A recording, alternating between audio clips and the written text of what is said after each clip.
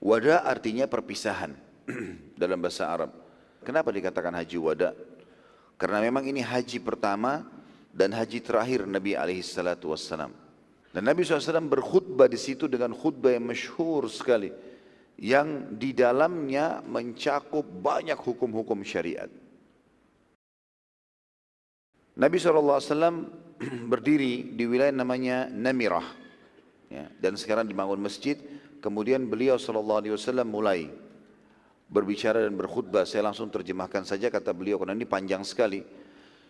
Segala puji bagi Allah, kami memujinya, kami memohon ampun dan bertaubat padanya, kami meminta tolong kepadanya, kami berlindung kepadanya dari segala keburukan diri kami serta dosa-dosa yang kami lakukan.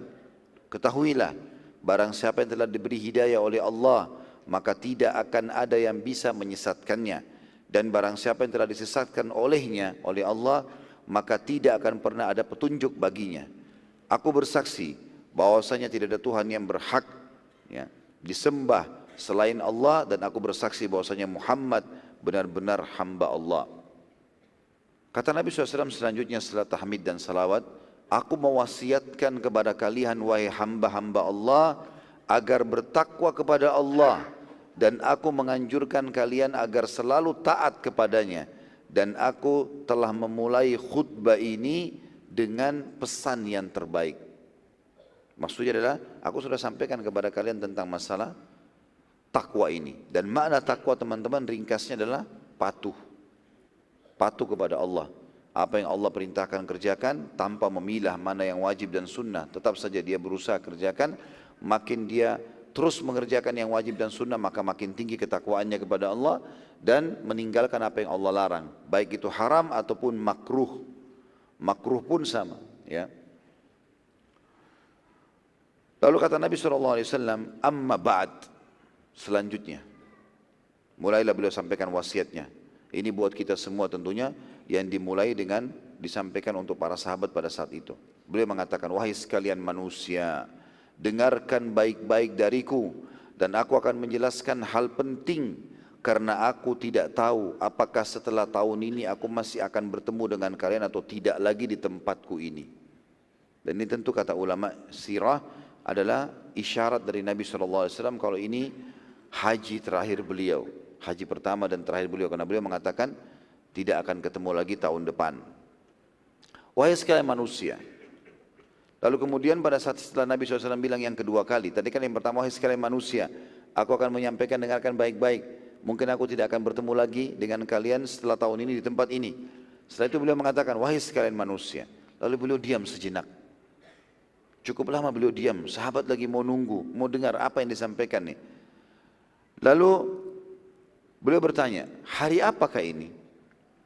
Maka para sahabat menjawab, hari Arafah, hari haji besar. Maksudnya puncaknya haji adalah sekarang. Nabi SAW bertanya lagi, bulan apakah ini? Maka para sahabat menjawab, bulan Allah haram yang bernama Zulhijjah. Karena kan ada 4 bulan haramnya Allah, ya, bulan yang dimuliakan. Bukan haram, ya, haram, ya, jamaknya hurum. Asyurul hurum namanya, dimuliakan. Rajab, Dzulqa'dah, Zulhijjah, Muharram. 4 ini. Nanti kan kita bacakan dalam surah At-Taubah ayat 36 dalilnya. Yang jelas teman-teman sekalian, para sahabat menjawab mengatakan bulan Allah yang haram atau yang mulia Zulhijjah. Lalu Nabi SAW tanya lagi yang ketiga kali, di wilayah manakah ini? Maka orang-orang menjawab, di wilayah Allah yang diharamkan. Maksudnya adalah Arafah. Lalu Nabi SAW melanjutkan khutbahnya seraya berkata, wahai manusia, sesungguhnya jiwa maksudnya darah kalian, ya, harta kalian terharamkan di antara kalian sampai kalian menemui Tuhan kalian, seperti terharamkannya hari kalian ini, di bulan kalian ini, di negeri kalian ini. Ya, jadi tadi diamnya Nabi SAW itu ingin menarik perhatian audiens, ya, yang sedang mendengar kalau yang saya sampaikan penting sekali. Perhatikan baik-baik. Lalu beliau sengaja bertanya untuk memastikan lagi. Misal saya tahu masjid ini Istiqomah namanya di Balikpapan, di wilayah Pertamina, saya tahu. Tapi saya coba tanya untuk lebih memastikan lagi tentang faham enggak orang yang sedang mendengar kita sedang berada di mana, seperti itulah. Tapi waktu itu tentu tidak sama dengan masalah contoh tadi yang saya katakan, karena ini memang wilayah-wilayah haramnya Allah Subhanahu wa taala. Maka sahabat menanya, yang menjawab, kita sedang di hari Arafah, sedang di bulan Zulhijjah, sedang di lokasi Arafah sendiri yang diharamkan oleh Allah Subhanahu wa taala. Dan di situ tidak boleh orang sama sekali buat dosa. Berbuat dosa di wilayah haram akan dilipat gandakan hukuman-hukumannya, berat, ya. Sebagaimana kalau berbuat ibadah juga kita sudah tahu, sholat di Masjid Haram Mekah 100.000 kan gitu. Sedekah di sana sama dengan 100.000, dan ini pahalanya besar sekali. Hasan Basri mengatakan rahimahullah, 1 dirham yang dikeluarkan di Mekah sama dengan 100.000 dirham. Ya. Jadi kalau kita keluarkan 1 juta rupiah di Indonesia, lalu kita keluarkan 1 juta rupiah di Mekah, di wilayah haram, itu sama dengan 100.000 juta. Ya. Berapa miliar itu? 100 miliar. Jadi luar biasa pahalanya. Tapi kalau buat dosa juga begitu. Buat dosa juga berlipat-lipat. Maka Nabi SAW mengingatkan di sini, agar setiap muslim menghormati muslim yang lain. Dan ingat, kata Nabi SAW, darah di antara kalian. Gak boleh main tonjok, main ini segala macam, berdarahin orang. Ya. Harta kalian, kehormatan kalian, nama baiknya, harta tidak boleh ditipu dengan cara apapun. Maka haram di antara kalian sampai kalian bertemu dengan Tuhan kalian, sebagaimana haramnya hari ini, tempat ini, ya, waktu ini dimuliakan semua. Maka di sini pelajaran penting teman-teman sekalian, perlu kita tahu, berarti jiwa seorang muslim, harta seorang muslim, kehormatan seorang muslim, itu hukumnya dosa besar. Kalau sampai kita mencorengnya, gitu kan? Sebagaimana orang kalau buat dosa di wilayah haram, itu berat sekali. Maka hati-hati teman-teman sekalian, jangan pernah bertengkar sama seorang muslim, gak usah. Saya sudah pernah ajarkan caranya. Kalau diajak bertengkar, tinggalkan dia sama tembok. Ya. Biarin dia ribut sama tembok, gak usah untuk melayani. Kamu pengecut, ya sudah, biarin saja. Gak usah dilayani. Kalau kita diserang, kita menangkis, membela diri itu lain. Tapi kalau kita bertengkar, enggak. Bahkan ada sabda Nabi SAW dihasankan oleh para ulama, kalau ada 2 orang saling bertengkar, maka yang memulai pertengkaran dilaknat oleh Allah. Ya. Dan justru yang diam diberikan rahmat, sampai dia membalas. Kalau sudah antum balas, ya sudah. Berarti sama saja, gitu kan? Maka jangan dibalas, tidak usah dilayani. Kemudian harta, hati-hati teman-teman. Utang sama orang, niat utang. Jangan niat menipu ini. Ya. Niat dari awal utang karena butuh, niat bayar. Kata Nabi SAW, siapa yang hutang dengan niat mau membayarnya, Allah mudahkan dia membayar. Dan siapa yang utang niat tidak mau membayarnya, maka Allah pun mempersulit dia membayarnya. Dan akhirnya ada hadis lain yang berbunyi, ya, jiwa seseorang akan tergantung antara langit dan bumi selama utangnya belum terbayar. Orang mati syahid dimaafkan semua kesalahannya kecuali utangnya. Jadi berat, jangan nipu hartanya seorang muslim. Ambil niat membayar memang. Mau nawarkan sebuah bisnis, jujur, apa adanya, memang ini loh usaha saya. Ya, silakan lihat, silakan cek, laporan real apa adanya disampaikan. Gak ada rekayasa apa-apa, karena ini haram. Haramnya ini berat, karena sama kita buat dosa di mana? Di wilayah haram. Makanya Nabi SAW ketahuilah, harta kalian, kehormatan kalian, ya, jiwa kalian, kehormatan kalian dan harta kalian haram. Ya, di antara kalian sampai kalian bertemu dengan Tuhan kalian, sebagaimana telah terharamkan wilayah ini dan waktu ini. Ketahuilah, kata Nabi SAW, bahwa aku telah menyampaikannya, dan ya Allah saksikanlah. Ini potongan pertama dari wasiat Nabi SAW. Harus saling menjaga harta, jiwa, dan kehormatan saudara muslim. Antum kalau mau mendapatkan sebuah jabatan, jangan dengan cara menjatuhkan seorang muslim. Sekarang masalah pilkada, pilpres, apalah semua ini. Teman-teman, tunjukkan kualitas. kualitas kita. Enggak usah jatuhkan orang, enggak ada gunanya. Kata Nabi SAW dalam hadis sahih riwayat Abu Daud, Inna Allah yuhibbu min abdin idza amila amalan an yutkinahu. Allah cinta seorang hamba kalau dia kerjakan satu perbuatan dia menguasainya. Tunjukkan. Saya akan lakukan ini, selesai. Gak usah sengaja korek-korek jatuhkan orang lain, berbahaya. Ya. Aib seorang muslim teman-teman, aib seorang muslim, tugas kita tutupin. Bahkan ada hadis sahih berbunyi, hati-hati, siapa yang sengaja mencari-cari aib saudaranya muslim, Allah akan bongkar aibnya walaupun dari dalam rumahnya. Nggak boleh. Dan sebaliknya kata Nabi SAW, man satara musliman fi dunya, satarahullahu yawmal qiyamah. Siapa yang menutupi aib seorang muslim, maka Allah pun tutupin aibnya pada hari kiamat. Antum tahu aibnya, telepon dia, nasihati secara diam-diam. Bahkan kata Nabi SAW, siapa yang menasihati saudaranya di depan umum, maka dia telah menghinanya. Nggak boleh. Pasti akan terjadi penolakan, kebencian, terjadi permusuhan. Kalau niat karena Allah di belakang, bukan diekspos sana sini, gitu kan? Ini semua hukumnya haram, hati-hati teman-teman sekalian. Jangan masuk ke zona orang lain. Apa yang terlihat depan mata antum, kalau terlihat betul-betul kebaikan, dukung. Kalau salah, ingatkan. Kalau tidak kelihatan, jangan dicampuri. Gak usah sengaja intip rumahnya tetangga. Dia pakai gorden apa, kenapa dia ganti AC, kulkasnya ganti atau tidak. Bukan urusan antum itu. Tetangga beli AC dia yang kedinginan. Lalu wasiat Nabi SAW selanjutnya, ketahuilah, kata Nabi SAW, aku telah menyampaikannya dan ya Allah saksikanlah. Lalu Nabi SAW tunjuk dengan jari beliau ke langit. Ya Allah saksikanlah, aku sudah sampaikan, ini wasiat-wasiat terakhir sebelum beliau meninggal. Lalu beliau mengatakan, siapapun memiliki amanah, maka ia wajib mengembalikan kepada pemilik amanah tersebut. Baik dia masih hidup atau dia sudah menjelang meninggal dunia. Dia wasiatkan kalau ada orang titipkan sesuatu, dia masih hidup dia kembalikan. Kalau dia sudah takut dia meninggal, sakit parah, dia mau safar jauh, dia kembalikan. Atau dia wasiatkan kalau orangnya belum mau ambil, dia wasiatkan kepada anak keturunannya, kalau ini bukan punya saya, ini amanahnya si fulan. Dan Nabi SAW sendiri praktek masalah ini. Waktu beliau subhanallah mau hijrah ke Madinah, udah jelas-jelas mau tinggalkan Mekah, maka beliau pun mengembalikan amanah-amanah masyarakat Mekah. Tidak ada yang tertinggal. Sampai sudah tidak ada, baru beliau hijrah ke Madinah. Bayangkan saking detailnya masalah itu. Dan Nabi SAW sama sekali tidak pernah mau mengkhianati atau mengambil sesuatu, apalagi mendukung orang lain. Kalau masih ingat di perang Khaybar, pernah ada satu pengembala dombanya Yahudi yang keluar, kemudian masuk Islam di tangan Nabi SAW. Lalu dia mengatakan, ya Rasulullah, ini domba-domba punyanya Yahudi, bagaimana? Kata Nabi SAW, kembalikan. Itu di medan perang. Kembalikan. Kecuali kalau kita lagi berperang, mereka kalah dalam peperangan ini, itu hak kita. Tapi tidak boleh kita main ambil orang punya. Walaupun orang kafir ini.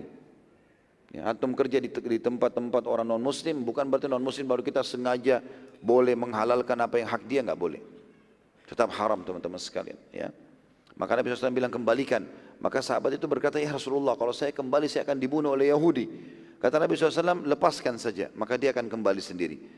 Maka karena perintah Nabi SAW, orang itu lakukan. Kata para sahabat, kami menyaksikan domba-domba tersebut seperti ada yang giring, kembali masuk ke benteng orang-orang Yahudi.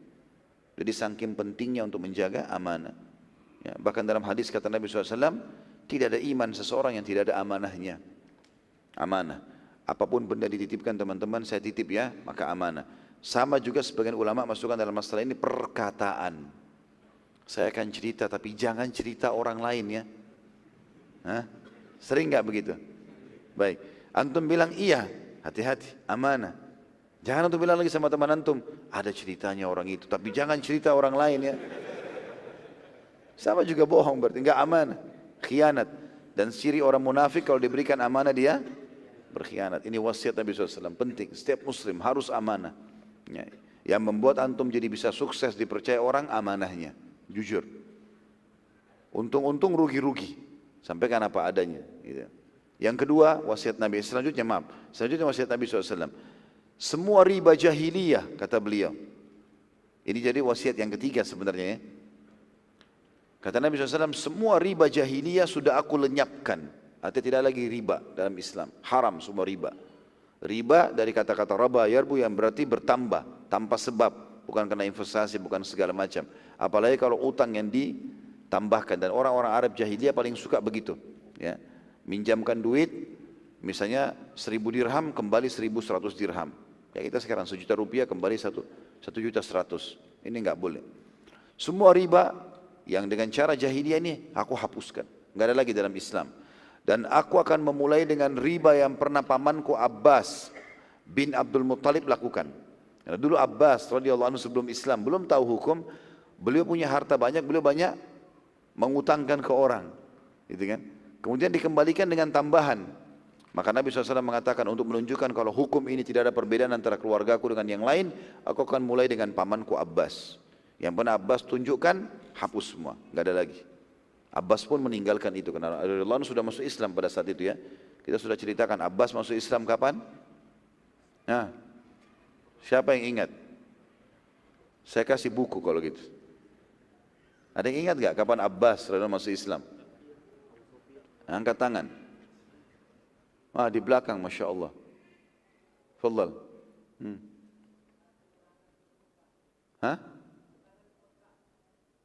Pada saat akan pembebasan kota Mekah. Ahsant. Ya. Fadhal. Anak kasih 2 buku antum sekalian. Jadi pada saat pasukan muslimin sudah berada di pintu gerbang Mekah, Abbas radhiyallahu anhu keluar dari Mekah mau hijrah ke Madinah. Tidak tahu kalau Nabi SAW sudah ada di situ. Dan kata ulama, beliau adalah orang muslim yang terakhir hijrah dari Mekah ke Madinah. Walaupun beliau tidak sempat sampai ke Madinah, gitu kan. Kemudian Nabi SAW wasiatkan lagi, lanjut yang keempat, semua jenis pertumpahan darah jahiliyah karena dendam sudah aku hapus. Gak ada lagi ceritanya, adik kita dibunuh orang lalu kita bunuh juga orang itu. Gak ada lagi pertumpahan darah yang biasa dilakukan di zaman jahiliyah karena dendam, karena sudah aku hapus.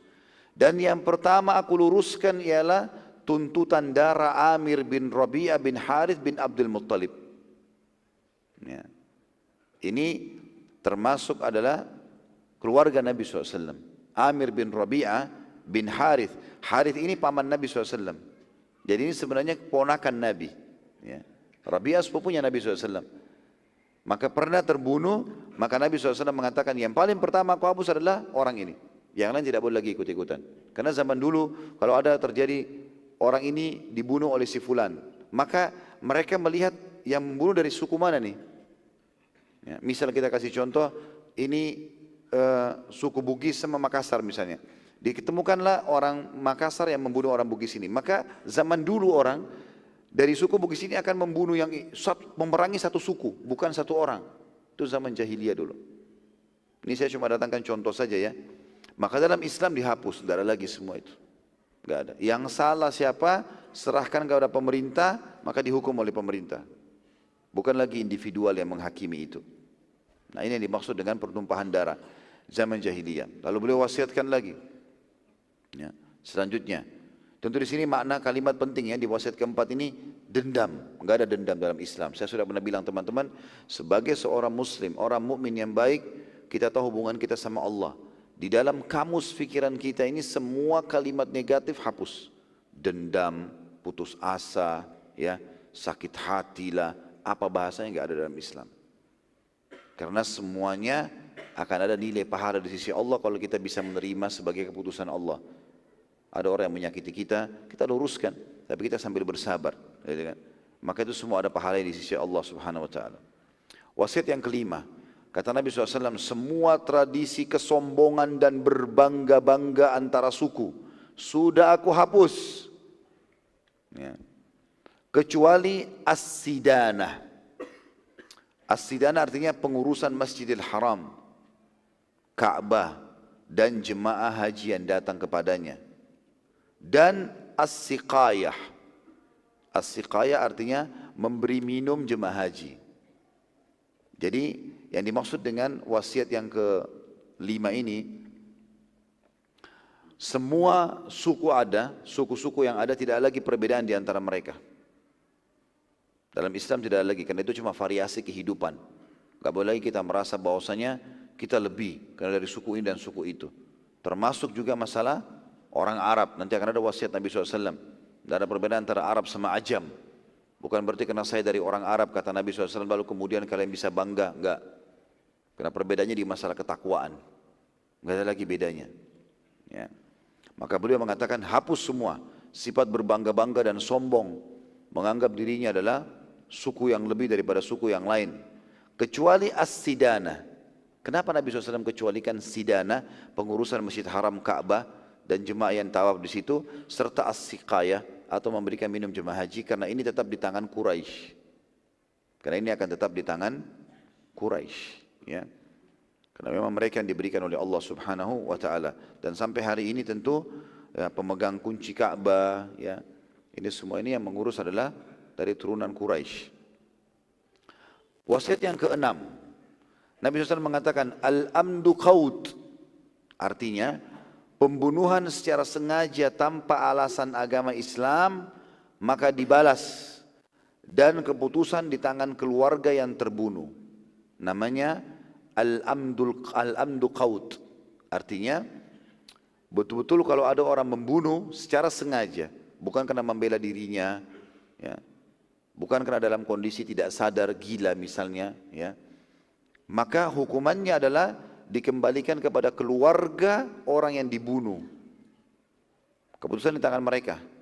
Lalu Nabi SAW jelaskan bagaimana keputusan mereka. Bila mereka putuskan pembunuh dibunuh, maka dibunuhlah pembunuh tersebut, dikisos. Anak saya dibunuh sana, maka bunuh juga dia. Pemerintah setempat yang mengkisos, dipenggal kepalanya. Atau kata Nabi SAW, mereka boleh meminta dia, denda. Atau mereka memaafkan. Jadi ada keputusan di tangan keluarga yang dibunuh. Sementara syibhu amd artinya orang membunuh tapi tidak secara langsung, ya, tidak secara langsung dia bermaksud, tapi dia membunuh. Kalau kita bilang mungkin orang bunuh tidak sengaja, ya. Nabi SAW mengatakan maka hukumannya tetap membayar ke keluarga yang dibunuh, ya. 100 ekor unta. Barang siapa yang menambah lebih dari apa yang telah aku tetapkan, maka itu termasuk tradisi jahiliyah yang haram. Jadi kayak misalnya antum memanah, ya, kemudian kena orang, kan tidak kita maksudkan, tapi membunuh juga. Maka ini masuk dalam syibhu amd. Karena antum sudah tahu antum pegang senjata yang berbahaya, ya, maka ini masuk dalam istilah ini. Lalu Nabi SAW bilang lagi, wahai sekalian manusia. Tadi itu wasiat yang keberapa? Yang keenam. Lalu Nabi SAW bilang, wahai sekalian manusia, sesungguhnya syaitan sudah putus asa disembah di wilayah kalian ini. Jazirah Arab tidak bisa lagi syaitan disembah. Enggak akan ada patung datang disembah. Kata Nabi SAW di zaman itu, ya, beliau ingatkan itu. Tetapi ia masih mampu melakukan selain itu dari amal-amal yang kalian menganggapnya remeh. Kalau dalam riwayat yang sahih disebutkan oleh ahli sunan adalah amal-amal yang kalian menganggapnya boleh kalian lakukan, gitu kan? Padahal sebenarnya tidak diperintahkan. Berarti ini wasiat Nabi SAW untuk hati-hati dari syaitan yang melalaikan umat Islam. Itu wasiat yang keberapa? Yang ketujuh berarti. Yang kedelapan, Nabi SAW bilang lagi, wahai sekalian manusia, sesungguhnya an-nasi adalah kekufuran di atas kekufuran, di mana orang-orang kafir menghalalkannya setahun dan mengharamkannya setahun pula. Ketahuilah bahwa perputaran waktu sudah aku kembalikan seperti awal Allah menciptakannya. Pertanyaan saya di sini, apa itu an-nasi? Ada yang tahu enggak? Kalau yang ikuti kajian sirah kita pasti tahu ini. Kalau dihubungkan dengan kasus Abraha, sebab Abraha menyerang Mekah, kenapa? Hah? Hah? Kenapa? Ya, merubah pertanggalan haram. Ya, jazakallah khair. Ahsan. Tafadhal. Jadi nasi itu teman-teman, mereka sengaja mengubah, ya, tanggal-tanggal dan bulan-bulan haram. Jadi orang-orang Arab dulu mereka tergantung dengan bulan-bulan haram. Bulan-bulan haram ini nggak boleh berperang. Rajab, Dzulqa'dah, Dzulhijjah dan bulan Muharram. Ini kan mereka tidak boleh berperang. Tapi mereka butuh zaman dulu sebelum Islam, mereka selalu hidup dari berperang. Jadi kalau sudah kehabisan bekal satu suku, mereka cari suku mana yang punya banyak harta simpanan, makanan mereka serang. Nah tapi di 4 bulan kan tidak boleh berperang nih. Maka mereka mencari, membentuk satu tim, mereka diistilahkan dengan ahlun nasi. Ya. Mereka punya hak mengubah-ubah. Mereka boleh bilang, misalnya sekarang Muharram nih, enggak ini sekarang Safar. Muharram bulan depan aja. Diubah-ubah. Jadi kacau. Perhitungan tanggal waktu itu jadi kacau. Karena bulan-bulan jadi kacau. Tadinya Muharram bulan pertama jadi bisa jadi berpindah jadi bulan kedua. Safar dimajukan. Berarti sekarang kita boleh perang. Ayo perang gitu. Seperti itu. Kejahilan ini ya. Tapi ada orang-orang yang dianggap dewasa, bijak, ya. Kemudian mereka lah yang dijadikan sebagai ahlun nasi. Saya tadi bilang kisah Abraha, kalau masih ingat, Abraha dulu kan tinggal di Yaman. Waktu dia bangun gereja Qulais untuk disembah, dia takut Najasyi marah sama dia, gitu kan? Kemudian dia pun membangun gereja untuk menenangkan Najasyi. Karena Abraha dulu dia adalah wakil daripada Iryad. Iryad ini pimpinan perangnya, panglima perangnya Najasyi yang diutus dari Ethiopia untuk menyerang Yaman pada saat itu. Rupanya Iryad ini waktu menang menguasai Yaman zalim. Abraha marah. Kenapa kok kamu zalim gini-gini? Ribut. Akhirnya terjadi 2 kubu pasukan Ethiopia waktu pada saat itu. Kemudian Abraha waktu sudah melihat pasukan bertemu, dia bilang sama Iryad, daripada pasukan Ethiopia berperang lebih baik saya sama kamu yang duel. Ini saya reviewkan saja sedikit ya. Maka akhirnya sempat mereka duel. Lalu kemudian Iryad karena lebih kuat memang dan lebih pandai dalam berperang sempat memotong hidungnya Abraha. Makanya Abraha punya julukan Abraha Ashram, hidungnya nggak ada, gitu kan? Maka waktu darah lagi ngucur, Iryad pikir dia sudah menang. Maka dia pun bersorak-sorak depan pasukannya membelakangi Abraha, lalu Abraha datang dari belakang menusuk dia. Matilah Iryad, terbunuhlah Iryad. Maka Abraha jadi pemimpin di Yaman pada saat itu. Najasyi waktu dengar marah. Waktu itu mereka beragama Nasrani ya. Marah, kok bisa Abraha membunuh panglima perangnya Iryad? Maka dia bersumpah ingin datang ke Yaman, menginjak kakinya ke Yaman, kemudian menggundul kepalanya Abraha.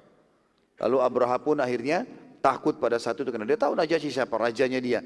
Maka dia menggundul kepalanya, lalu dia taruh rambutnya dalam satu kotak, dia ambil tanah Yaman, kemudian ditaruh dalam satu kotak, dikirim ke Ethiopia. Lalu dia mengatakan, wahai Najasyi, aku sudah membayar utangmu. Ini tanah Yaman injak saja, dan ini rambutku sudah aku gundulkan, gitu kan? Aku patuh padamu. Maka Najasyi akhirnya berubah pikiran, baiklah kalau gitu, gak jadi ke Yaman. Tapi Abraha karena ketakutan, maka dia ingin membuat Najasyi senang. Dia buatlah gereja namanya Qulais. Lalu kemudian dia bilang sama pasukannya untuk sudah buat itu, panggil semua orang-orang Arab, Jazirah Arab ini untuk datang ke sini, ibadah, masuk Nasrani semuanya. Tapi akhirnya mereka orang-orang di sekitar itu mengatakan, kami akan coba disebarin berita. Rupanya dari Mekah ada ahlun nasi ini. Orang-orang yang sebenarnya mereka buruk ya. Mereka mengubah-ubah bulan haram tadi. Tapi mereka sangat cinta dengan Ka'bah. Waktu mereka dengar Abraha mau menyuruh orang-orang Mekah, seluruh Jazirah Arab pergi menyembah, beribadah di Qulais, maka salah satu ahli nasi datang lalu mengencingi Qulais, gerejanya Abraha. Sama dia juga dalam riwayat, dalam kisah, bukan riwayat, dalam kisah dikatakan dia buang air besar lalu dikotorin temboknya gereja Qulais. Lalu dia pulang ke Mekah. Abraha tanya, siapa yang buat ini di gereja saya? Mereka bilang satu orang penduduk Mekah. Ya. Salah satu dari ahli nasi. Siapa itu ahli nasi? Penduduk Mekah. Ya, yang menghormati Ka'bah. Apa itu Ka'bah? Salah satu rumah yang dimuliakan oleh masyarakat Mekah.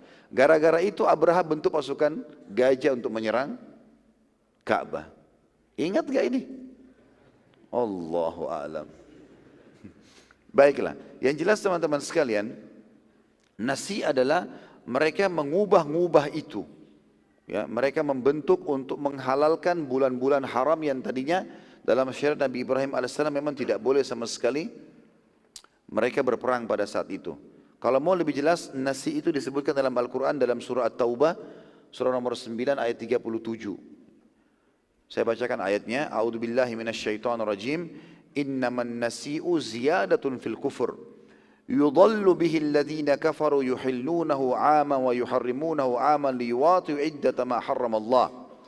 Liyuwati'u iddata ma harrama Allah wa yuhillu ma harrama Allah.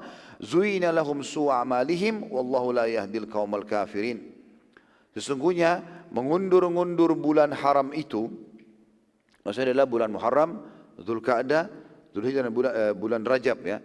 Muharram, Rajab, Dzulqa'dah, Dzulhijjah. Ini mereka mengubah-ubah itu kata Allah adalah menambah kekafiran mereka. Disesatkan orang-orang kafir dengan mengundur-undur itu, mereka menghalalkannya pada 1 tahun dan mengharamkannya pada tahun yang lain. Agar mereka dapat mempersesuaikan dengan bilangan yang Allah mengharamkannya. Maka mereka menghalalkan apa yang diharamkan Allah. Syaitan menjadikan mereka memandang perbuatan mereka yang buruk itu, dan Allah tidak memberi petunjuk kepada orang-orang kafir. Ya. Bisa juga makna yang lain daripada nasi adalah mereka mengatakan tahun ini halal, nggak ada bulan haram. Muharram kah, Rajab kah, boleh berperang. Tahun depan aja baru kita haramkan. Ada juga tadi pendapat ulama mengatakan makna daripada firman Allah ini adalah mereka tahun ini lagi butuh harta, lagi mau perang. Maka mereka bilang sekarang Muharram, enggak kita majukan aja Safar, kita majukan Muharram dipindah di bulan kedua. Jadi kacau semuanya gitu kan. Dan bulan-bulan haram ini dari 4 ini, Muharram, Rajab, Dzulqa'dah, Dzulhijjah, dan disebutkan dalam surah At-Taubah, surah nomor 9 ayat 36 yang bunyinya, A'udzubillahi minasyaitonirrajim, inna iddatash syuhuri indallahi 12 syahran fi kitabillahi yawma khalaqas samawati wal ard. Yawma khalaqas samawati wal arda minha arba'atun hurum dzalika ad-dinul qayyim fala tadhlimu fihinna anfusakum wa qatilul musyrikina kafatan kama yuqatilunakum kafa wa'lamu annallaha ma'al muttaqin. Sesungguhnya bilangan bulan di sisi Allah ada 12. Muharram, Safar, Rabiul Awwal, Rabiul Tsani, Jumadil Ula, Jumadil Tsani, Rajab, Sya'ban, Ramadan, Syawal, Dzulqa'dah, Dzulhijjah. 12 bulan. Kata Allah, sesungguhnya di sisi Allah bilangan bulan ada 12. Dalam ketetapan Allah di waktu dia menciptakan langit dan bumi. Di antaranya ada 4 bulan yang hurum, yang dimuliakan. Itulah Muharram, Rajab, Dzulqa'dah, Dzulhijjah. Itulah ketetapan agama yang lurus. Maka janganlah kamu menganiaya dirimu di bulan-bulan tersebut. Jangan buat dosa karena dosanya dilipat gandakan hukumannya. Dan dalam 4 bulan itu dan perangilah orang-orang musyrik semuanya sebagaimana mereka memerangi kalian, dan ketahuilah bahwasanya Allah bersama dengan orang-orang yang bertakwa. Ini kurang lebih gambaran tentang penjelasan nasi dan Ashhurul Hurum. Apa kata Nabi SAW tadi berhubungan dengan masalah ini? Wahai sekalian manusia, sesungguhnya an-nasi, mengubah-ubah dan memaju mundurkan bulan-bulan yang haram itu atau dimuliakan itu adalah kekufuran di atas kekufuran, di mana orang-orang kafir menghalalkannya setahun dan mengharamkannya setahun pula. Ketahuilah bahwa perputaran waktu sudah aku kembalikan seperti awal Allah menciptakannya. Jadi Nabi SAW pada saat itu kan bulan Dzulhijjah, di musim haji kan, bulan ke-12. Maka Nabi SAW mengatakan sekarang, mulai sekarang ini, habis ini, mulai Muharram, Safar, kembali teratur lagi. Enggak ada lagi nasi. Enggak boleh lagi ada nasi. Seperti itulah. Jadi aku sudah mengembalikannya seperti awal. Allahu, Allahu, Allahu, Allahu.